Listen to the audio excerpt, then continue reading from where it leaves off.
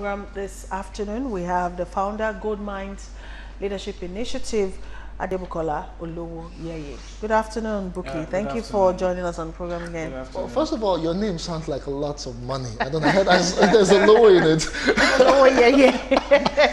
It actually means a rich man fits a better position. Oh, Olowoyeye. Oh, yes. Yeah, and then Adebukola again has wealth. Has wealth. In there. Wow. All right, for 3 years, you've been sort of like impacting this wealth of knowledge on the Nigerian youth in terms of building them up for leadership roles in the country. First of all, let's look at what leadership really is all about. What's that about? Because there's so much talk about it globally, you know, leadership this, leadership that. What exactly is leadership? Oh, wow.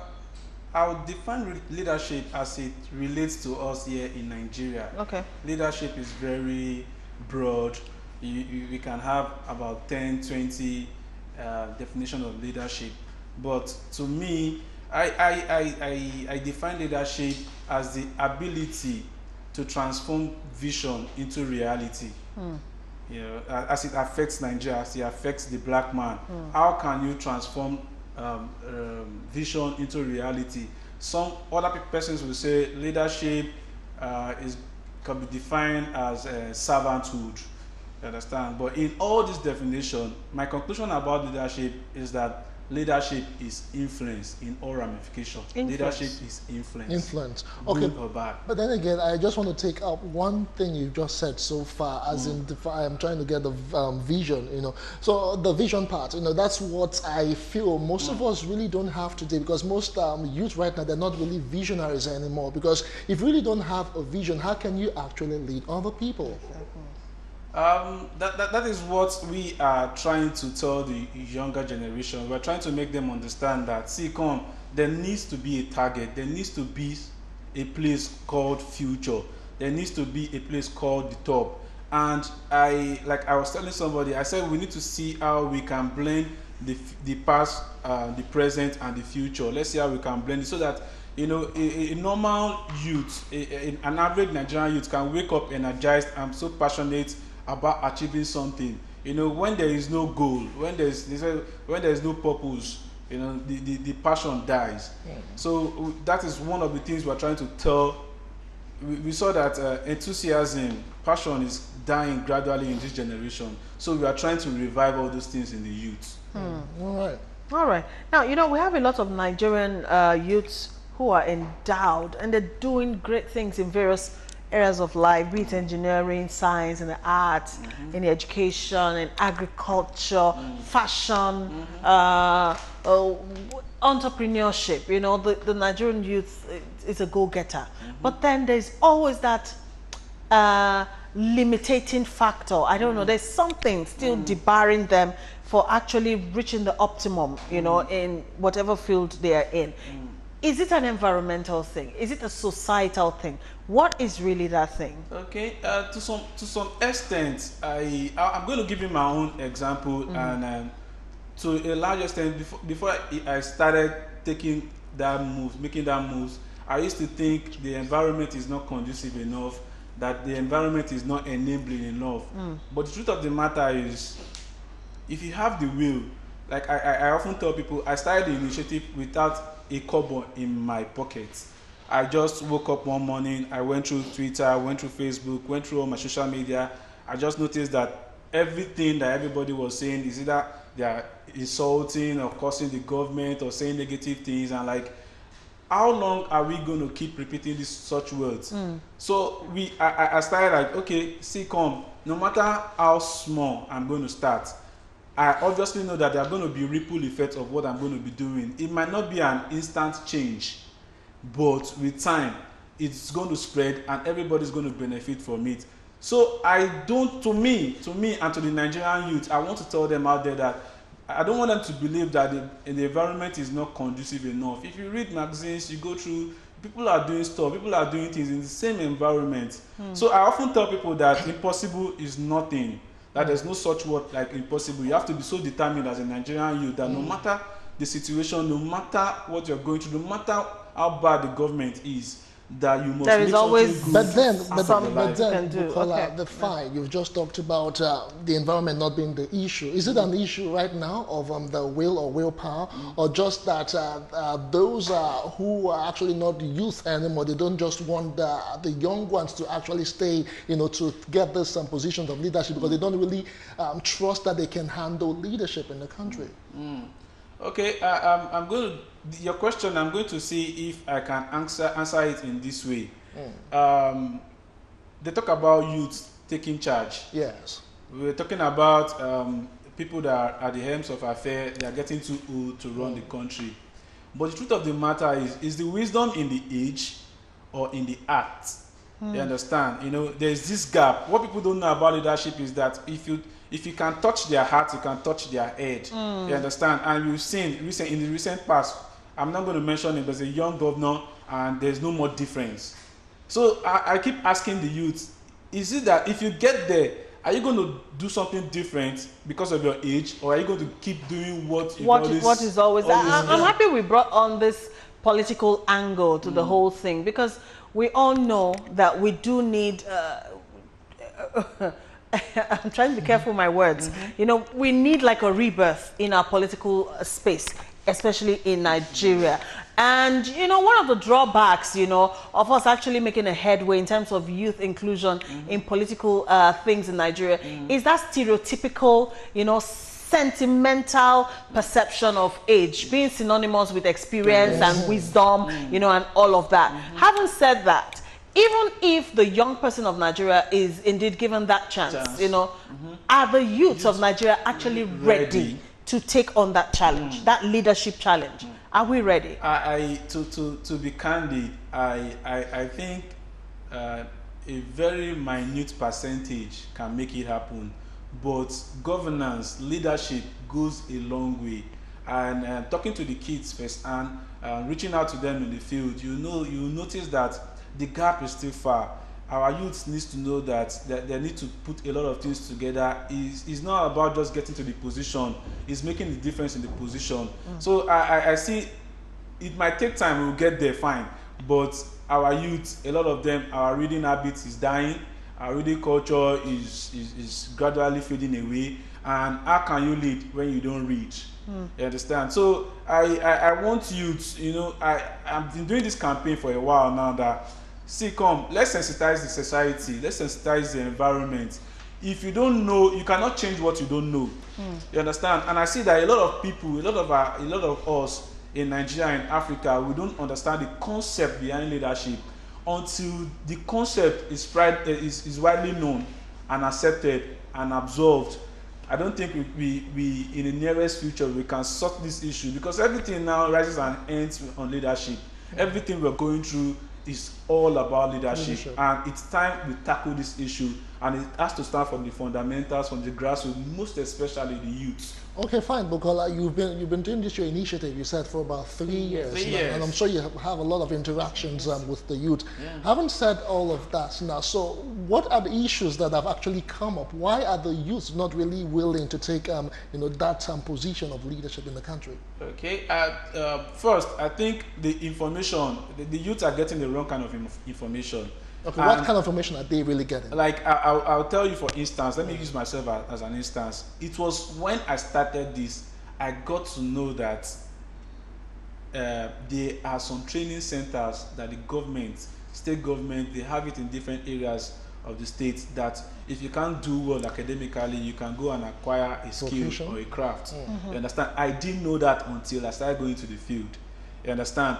And even when Nigerians complain that the government is bad, you know that even in our present day Nigeria, that there are some people that still enjoy scholarship on a platter of gold. Is there are so many companies. So I think the information... I went to school on scholarship, so it's there really. It's there really. Anyway. Yeah. I went to school on scholarship. Yeah. So it's always been there. I think the youth should start getting the right kind of information. I was discussing with a friend sometimes back, and we were just talking, and I was telling him that we the youth, let's be realistic, let's be candid with ourselves.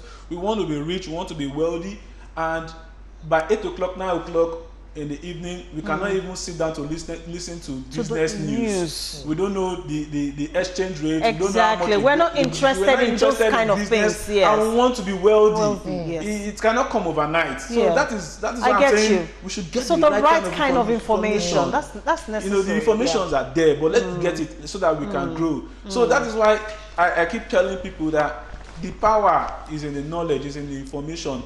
Let the youths, the internet is there. Instead of looking up so many things that cannot move your destiny forward, you can pick up interest in so many things. You understand? And take for instance, I am guilty also. Take for instance the last Big Brother we had. You understand? I followed the program. I would like to. I followed the program from the beginning of the program to the end. Well, I did as well. We all did. We all are guilty. I didn't follow beginning to end, but I was always going in and coming out for one reason. Not because I'm so interested in it, but because as a broadcaster, you have to be knowledgeable about a lot of things. So, so that I'm not caught unawares when people talk about it. So I just, you know, okay. At the end, they ended the program. The same day, a Nigerian girl in diaspora was given scholarship to study in 9 different universities. Yes, I heard about that. And that news didn't go. It didn't fly. It didn't even fly to the next day, and everybody was celebrating. So you can see the misplaced priorities. Exactly, we celebrate the wrong things. We do. So how can we grow as a nation? On my Facebook page, there's a teenager. Is she up to teenage? I don't know. She's in primary school, primary 5. Morufa. If you go on my Facebook page, you will see. If you go on my timeline, you see. You know, those are the kind of people we should celebrate. At 5, you know, in a public school, she was able to win a competition that even kids in, you know, in the secondary school might not really be able to pass, and nobody is talking about that. So our priorities are totally wrong, and I get you. The kind of information we're disseminating and also absorbing, you know, it's not really helping us. In developed countries, you know, from the age of 21, you can become a member of parliament. But here in Nigeria, first of all, you can't vote until you're 18. That's cool. But you can't even begin to aspire for some electoral offices until maybe you're 30, 35. And even at 35, there are some offices you can't vie for. So how old really do you need to be, you know, before you can begin to aspire to be in a leadership position in Nigeria? I mean, those kind of things. Yeah. Like most of the times when we have these sections with them, these leadership trainings with them, we'll tell them, see, come, leadership starts from where you are. You can be a class captain in your class, and you can show good example. And you can follow through. You could go into higher institution and you're conscious about being a course rep or a governor, or you're in a football team. You're conscious of yourself, and at the end you become a football captain. So we are trying to tell them that build the consciousness of a leader. At least if you are aware that people are watching, you are influencing others, it will adjust, it will guide you in your everyday life. You understand? Those are the things we try to tell them in our trainings. And like you rightly said, one of the things we do is that we notice that there's this huge gap between excellence and reward in Nigeria. You understand? We notice that a lot of parents, maybe because of hard work or long time in traffic, they don't actually have time for their kids. And just imagine for a GSS1 student coming out as the best student in that year, and there is no reward. He or she grows with the mentality that the society does not acknowledge. Yes. So what we do is that, as at that level, that GSS1, what we do is that we try to take the best 10 in every class, in every public school we visit. Then we award them a certificate of excellence. We did that in the first 3 schools we did that in. They called us almost immediately that the next 10, that to their surprise, that the kids are doing wonderfully well. Okay, but Bukola, I don't know if should I just ask you this. Thank God you brought it back to the primary and secondary school. You know, back in the day, you know, some young people who actually caught some the vision of leadership, and you talked about being class captains and senior prefects. Then we seem to term them as those are like I'll be most likely to succeed, you know, in life. But sometimes over time, when you meet them now, they seem to have lost track or derailed of where they were supposed to go. What changed? How did they lose track of that position they had initially? Let me buttress what you had just asked. You know, on social media the other day, I ran into a write-up and it hit home, you know, saying that the A's and the B students of yesterday are now employees of the C and the D. I think that is essentially what you're trying to say. So literally, being a bright or brilliant student today does not guarantee, you know, a bright future tomorrow. First and foremost, I would like to clear that point that where we are missing it as a nation and as a continent is that there are two kinds of education. One will teach you how to earn a living, and one will teach you how to live. The one we normally have in the classroom is to earn a living. You go up to secondary, university, you do your service, get a degree, to get a job. That one makes you earn a living. That's when you study accounting, business management. But the real education, the residual education, takes you further than that. That is why if you notice that a lot of the A students and the B students, they are not doing well because there's no continuity. You know, when you come out from that school system and you're facing real life, you're lost. How can you blend in? How can you fit in? How do you adapt? I would like to hear. I used to be a C student or like a D student. In short, everything I'm doing, and everybody that we went to school together, like, man, you this rough guy when we were in school. We did see this coming that you'd be the one, but just like every other Nigerian youth, at some point in my life, I just sat down and like, man, if I am that vibrant, if I have that kind of energy to do what is negative, that means I can channel that same energy and do what is positive. And if every Nigerian child can think in that direction, that the government cannot control my destiny. Let me stop complaining. Let me become the part of the solution. The solution starts to come. The moment you make up your mind that I want to become part of the solution, I don't want to complain anymore. Because realistically speaking, we've been complaining. I grew up hearing about bad presidents year in, year out. And how come? Is it that everybody that has ruled or whatever position they've had, they've not been good? That means there's something wrong somewhere. Fundamentally. So let's take up our destiny in our hands. Let's make things happen for ourselves. All right, let's talk a bit about the role of the family, the home front, you know, in all of this.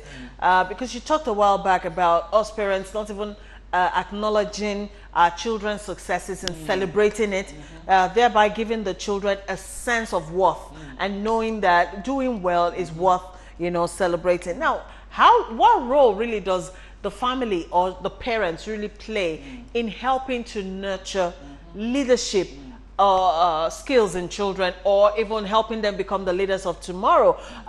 For instance, let me illustrate this. For a young boy maybe suddenly wakes up one day and tells the parents that, look, I want to start a campaign against young boys who rape girls and all of that. I want to have a rally, go on school tours and all of that. The average Nigerian parent will shut him down and be like, face your book. You know what I mean? As in, do something that is more.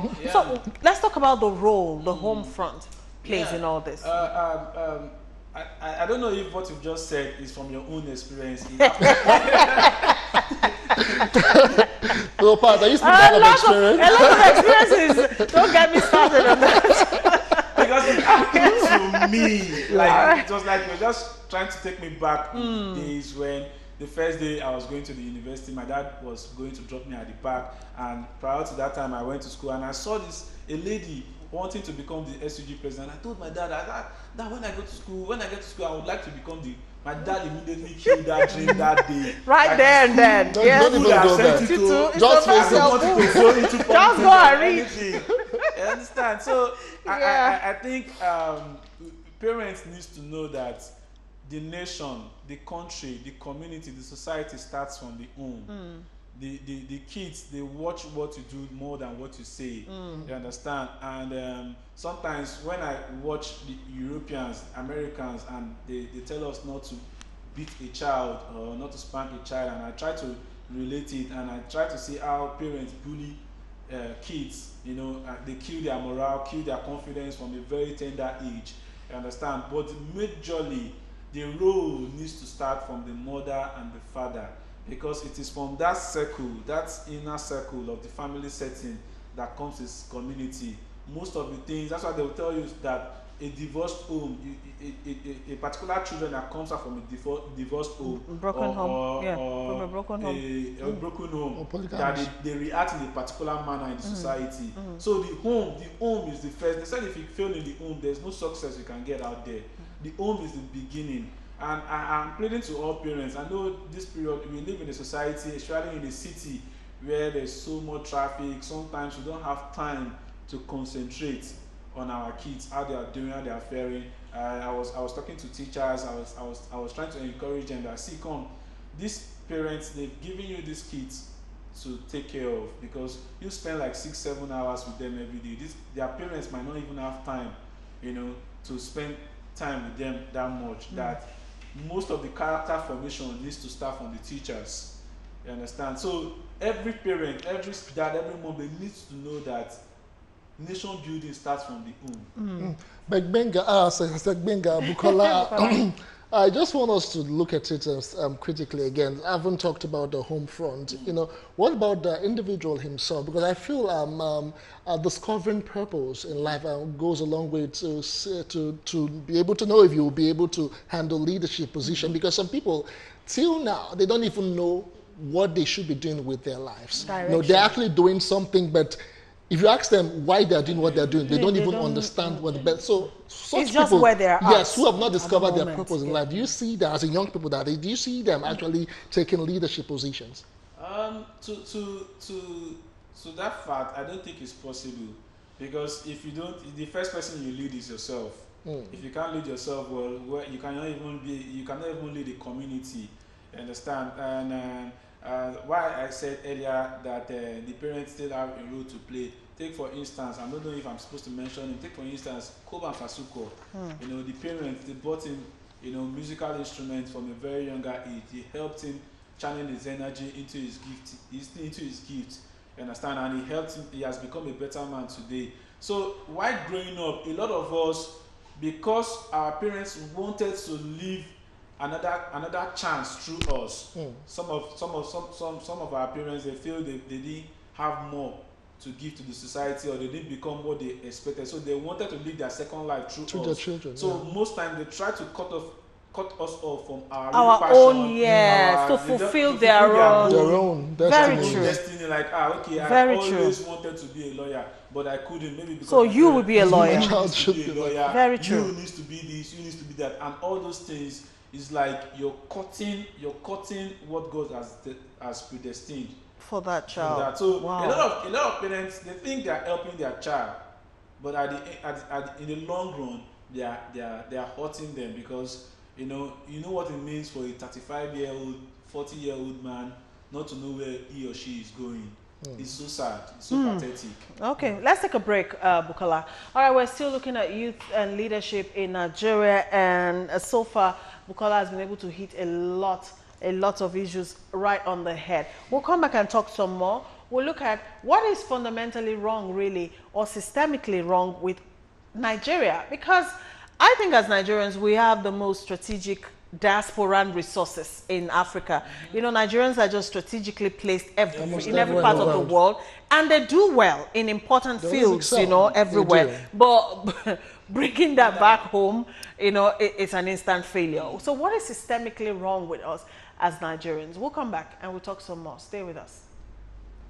Welcome back. It's still Galaxy today, and today, Thursday, we're still discussing youth and leadership. Let me quickly quote a saying by Albert Einstein. We all read about him. We studied him as a course in school. Anyways, Albert Einstein has this to say: we can't solve problems by using the same kind of thinking we used when we created them, which means it's one kind of thinking to create a problem, is another kind of thinking to solve a problem. And then there's another popular saying that it's only a madman, who does the same thing and expects a different result. Having said that, it's quite obvious to everybody in Nigeria today that there's a dearth of ideas, you know, and we need like a new, refreshing, innovative thinking leaders, you know, in Nigeria. And there's no place else to go but to the Nigerian youth. Now let's look at the issues bedeviling the Nigerian youth of today, who's supposed to take charge of tomorrow. No, the standard of education as we have it today is, we all know the story, you know, no proper medical care or even access to any kind of medical care in the first place in some regions still in Nigeria. You know, a lot of Nigerian youths today make up over 1 million of the population of displaced, you know, Nigerians today. Now, those who have even managed to weather the storm and get to the age of adolescence are in the labor market with no direction.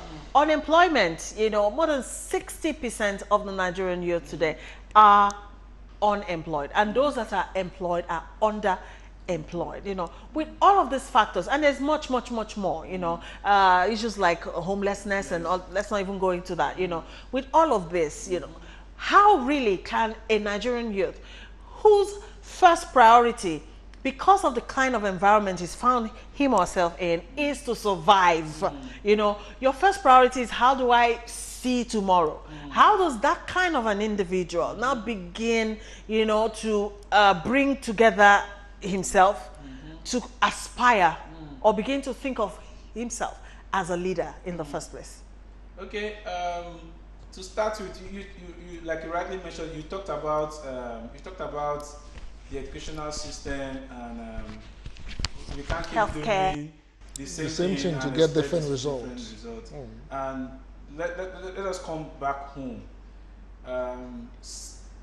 Just imagine, since 1945, since the first university in Nigeria, our engineers have not been able to make cars that we can export abroad. You understand? Or even use locally. Use locally. That means something is wrong with our syllabus. You understand? And what I tell you is that change is inevitable. If we as a people, if we as a nation, if we don't change our thinking or change our methods, we will become victims of change. Because now the population is increasing. You understand? Things are getting, the number of graduates every year are increasing relating to the jobs that are on ground. That is why there's huge unemployment. But one of the things that youths can do, like me, most times, I'm not a politician, but I try to see how I can balance governance and we the youth. You understand? If you are so determined, wherever you are, I notice with the youth of these days, I notice that sometimes youth of these days, you don't know that with a 50,000 you can start a small business. Bukola, let me comment.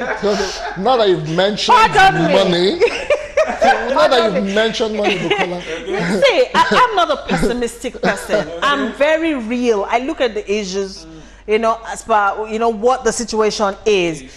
Some youth in Nigeria have not seen 50,000 naira in years. Not that they don't know what to do if they have 50,000 naira. And then you talked about change. How do you arrive at that point where your thinking changes beyond what your current reality is? The Yorubas have a saying. I don't know, someone correct me in the studio.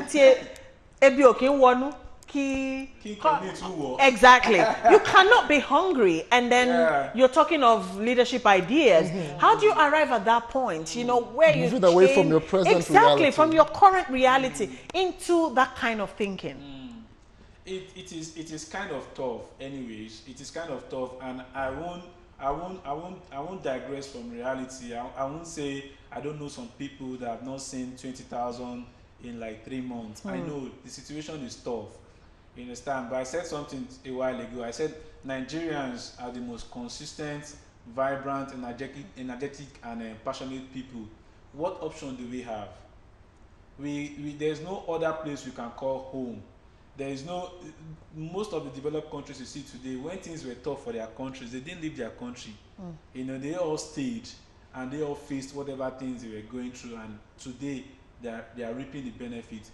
And do you know how much it costs to travel out now? If you say you're tired of this country, you want to travel, So I think that same determined mind, every Nigerian youth should be determined that no matter what, it has taken determination for me to get to this level. You know, there was no helper, there was nobody. In short, you know how it is in Nigeria. For you to get people that really believe in what you're even saying, it's kind of difficult.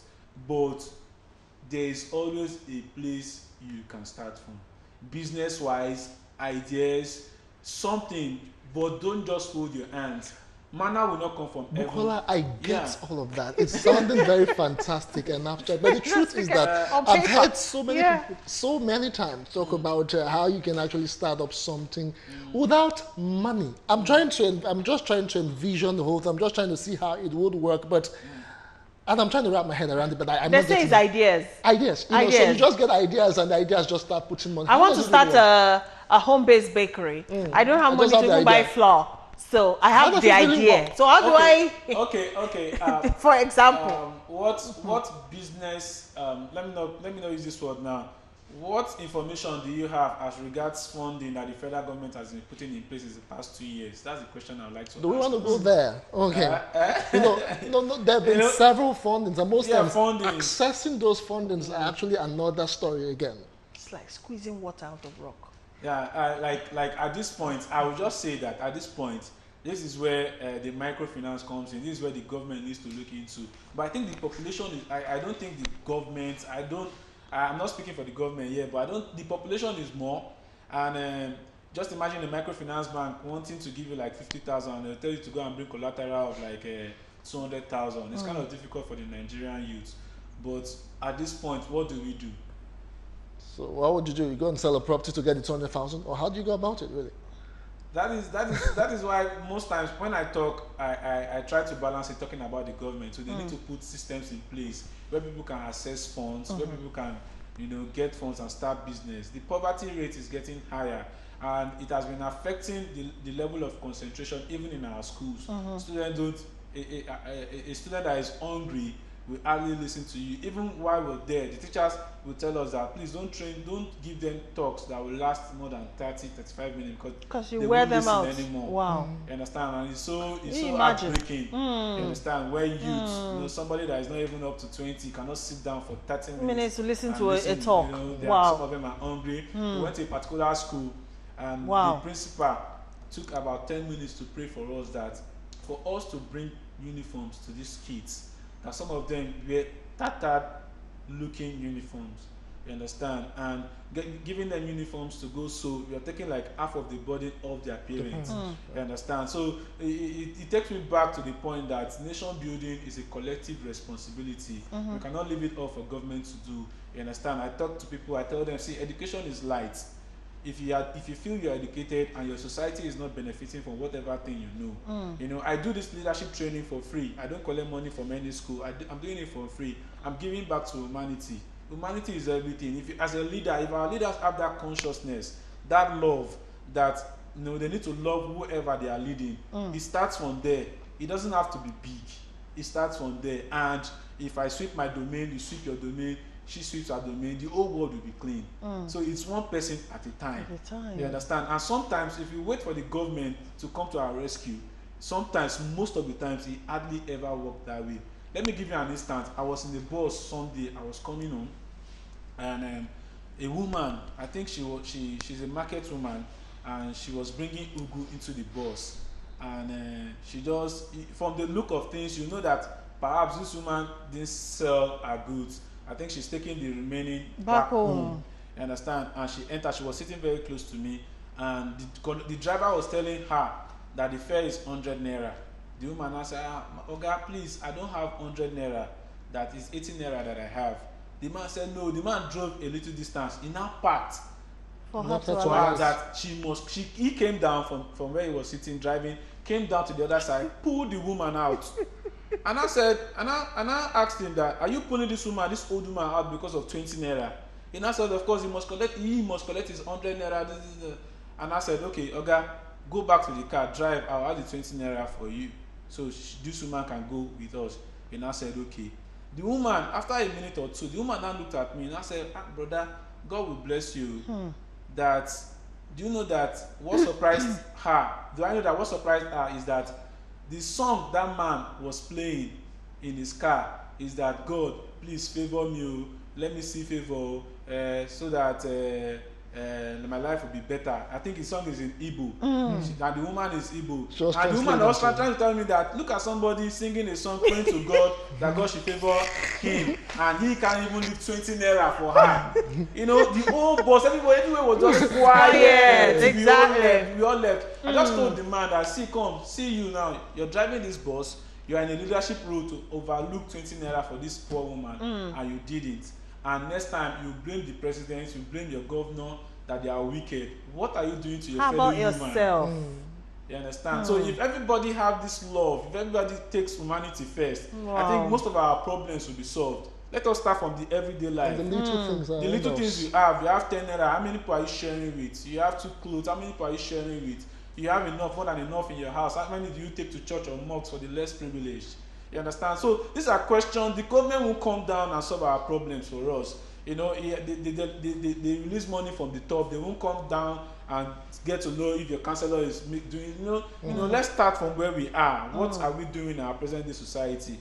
And for the black man, we need to stop thinking of now. If all you think about is now, what about the tomorrow? What about the tomorrow? That is why I often preach that we should go back to the fundamentals, we should go back to history. At some point in the world, the whole world used to come to Africa for education. The first university was in Africa. What happened? What changed? You understand? We need to come back to our right senses, not even as Nigerians, but as Africans. We need to go back to where we belong, and it starts with our everyday life. That is what we're preaching every day. You know, it will help solve our problem. A lot of people, just imagine somebody that will be so courageous to embezzle 300 billion. Do you know how much that money is? Do you know how many lives it will change? That person does not have a conscience to start with. Forget if that person is a government person or not, or a leader, or positional leader, or a politician. It starts from the heart, you know. And some people, you know, they earn 500 per month, and they cannot even look out in the society who they can give 50 naira or 100 naira. So I think our problem is humanity, connecting with humanity, not even leadership. Because I often tell people the problem is often with the followers, not the leaders. Because the leaders were once followers. You understand? And Yoruba often say something that that what you have in your mind, what you grew up with, the mentality, the orientation you grew up with is what you manifest when you get there. You understand? So it starts with the individual. Ask yourself presently today, if you are in any leadership position and you are not embezzling money, or you're not milking from the national cake, it is your own family that will first come to you and say, it is our time, this is our time. Do you know when you come back there? You know our generation come back there. Let us milk what we have to milk.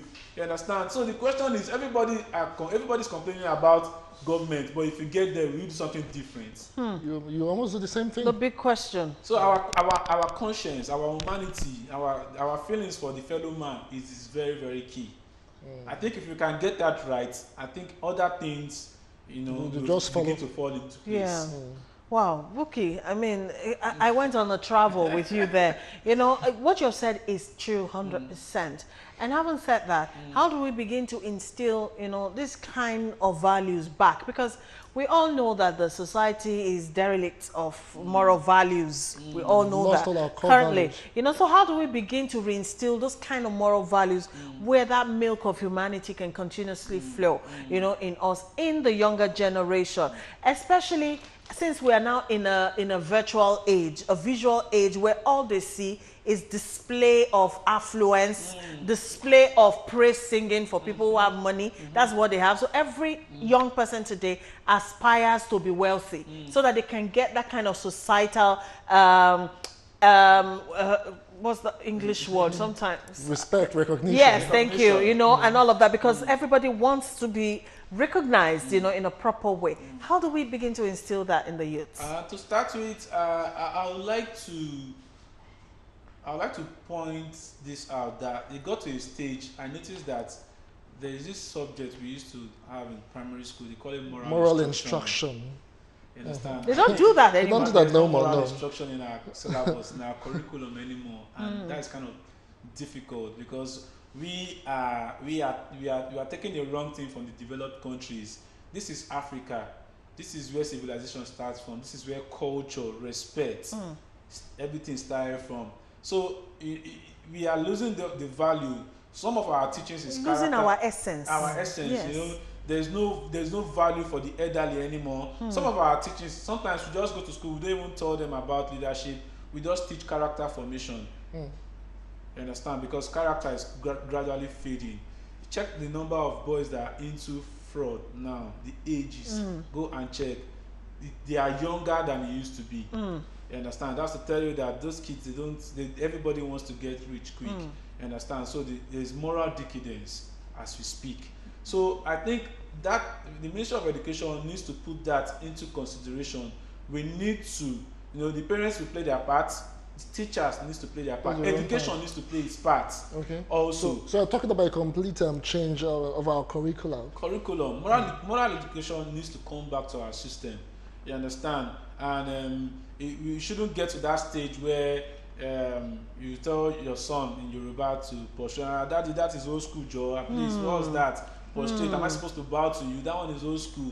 You understand? And we were taught then, as young, when you're in a bus or you are somewhere, you're sitting and there's an adult, you stand up for you don't see that anymore. Those days are gradually fading away, and it's very, very pathetic. And if it continues this way in the next 50 years, Africa, we emulate the bad things and we do the worst of it. And it might end up being something that we might get to regret. But I still want us to be able to get something out of the new world as it is, with all the technology, the internet and all of that. How can we begin to harness all the opportunities, and the good things this new age is putting on the table to just better our lives, our lives, and the country and the world in general? Because they're not all bad. They're not all bad. Like we all know, the Facebook, the Twitter, the internet, we can get a lot of things from those platforms. It depends on what you are going there to get. For instance, it was through one of those platforms. I didn't have that book. I read it online. It was there I got to know that a man in Nigeria in 1958 brought television to for the first time in Africa, in Nigeria in 1958. And television was not even in France as at that period. You understand? So he got to Nigeria. He got to Nigeria. So imagine the vision. So if you are on the internet and you're getting that kind of information, that is inspiring alone.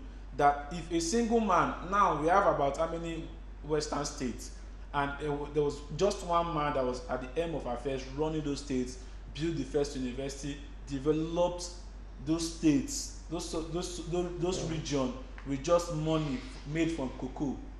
So as a youth, if you are getting that kind of information, you wake up inspired every day that if this man, we all are going to die someday.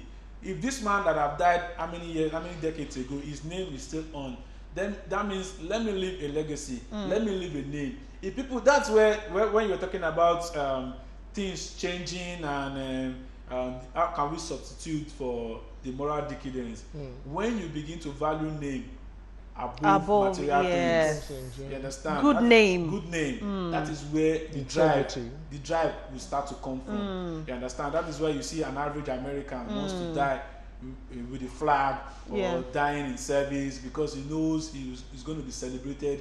His name won't die forever. Exactly. So when you read such information, you will be so inspired that if this man has done that in the past, I can look around me too. I can do something that my name can forever live for too. Well said. That is the inspiration we need at this point. Exactly. Right, and the Yorubas always have a thing for good names. Then they'll say Roti Omo Eniti Wonshe. But parents are not conscious about those kind of things anymore.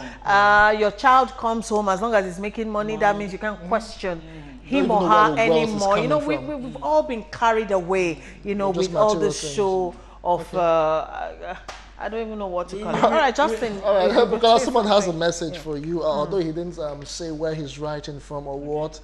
His name is, he says, I just believe that Bukola is too fantastic. The only thing he needs now is to have more sponsorship to be able to train more of the youths for leadership positions in all parts of the country. To be able to weed out the current type of youth leaders we have in the nation, that is the praise singers. Right. And thugs. Well said, well said. Yes, that's a young man, I mean, who is championing a positive cause, trying to help us nurture the young ones of tomorrow. Private sector, please. Sponsorship. It's the truth. You know, it's all a collective thing. Even the private sector, they need to change their manner of operation to the sense that their corporate social responsibility will promote the ultimate good and not just for some selfish, meaningless and unimpactful, I don't know, you know, everything that's bringing money today must have music in it. I don't know how we got to that point. Music is good, it's great. I love music, you know, I sing, so I know the importance of music, but we can't all put everything into music while we leave every other thing out. There are a lot of positive things we can promote as a brand, you know, and then we'll get it back. Most times my experience in the market, because what I do, I make sure that I am the one that go gets those school uniforms. And most times when I talk to those market women, I say, do you have sponsors? I said, no, we are using our money to buy this uniform. You know, you see the expressions on their faces, like, you mean a Nigerian that is not a millionaire will take the little that he or she has and buy school uniform and go to give students for 3 years. You understand? And I have a fantastic team. All I just do is that, okay, there's this number of students in so school, and this is the bill, this is the amount it's going to take for us to get it, and everybody puts resources together. These are not millionaires. These are just average people, but they are trying to see how they can clothe people and sensitize the society. So July 3rd will make it 3 years we've been into this thing. And we've been raising funds ourselves. And to do this. To a large extent, I just call it grace from God. So what I can get in all of this, that you don't really need all the wealth in the world. Just start small from where you are. Just the little you can do can actually go a long way in actually meeting someone's at the point of their needs. I know sometimes some families don't even need much. 1,000 naira, you know, can go a long way in some families. Not even begin to imagine. You'll be amazed. You'll be amazed at how much food stuff. I know things are on the high now, but then 1,000 can still do a lot for some families. Yes. No, I often advise people, if you have more than enough, sometimes just take half bag of rice, quarter bag of rice, take it to the church. Just drop it there. You don't need to announce, just drop it at the back of the church, or create a welfare section where you just put Maggi, put salt at the end of the service. People will just go take whatever thing they want and go, because sometimes a majority of the people they come to church hungry. You understand? And when you're preaching the word of God to somebody that is hungry, how does he or she assimilate? You understand? So when you take hunger off first, then every other thing is secondary. Many thanks to you, Bukola. You have actually touched a whole lot of lives this afternoon. Thank you so much. And keep doing what you do. And we wish you well with your initiative. It's called Gold Minds for Leadership Development Initiative. And what he does is actually to help young people to instill leadership skills in young people and help them take charge of their lives for a better society. Telcos. This is the kind of thing you should sponsor. Once again. Thank you again. Our guest has been Ade Bukola. I'm not asking for brand ambassadorship anymore. I'm campaigning for Bukola now. All right. All right. Our guest has been Ade Bukola. Visit our website also to get more. www.goldmindsleaders.org. Okay, thank you for that free advert. All right, anyway, I guess that's been Ade Bukola Olowo Iyeye of Gold Minds Leadership Initiative, and today we've looked at youth and leadership. It's been a good talk. Yes, it has, and I've been so inspired, and I have learned so many things this afternoon. So just take all that we have said today and put to practice and try and reach and meet a need today. You'll be doing a whole lot of good, not just to that person, but to the world at large. Exactly. Let's do it again tomorrow. My name is Justin Akadonye. And I'm Patience. Have yourself a beautiful day. Bye for now.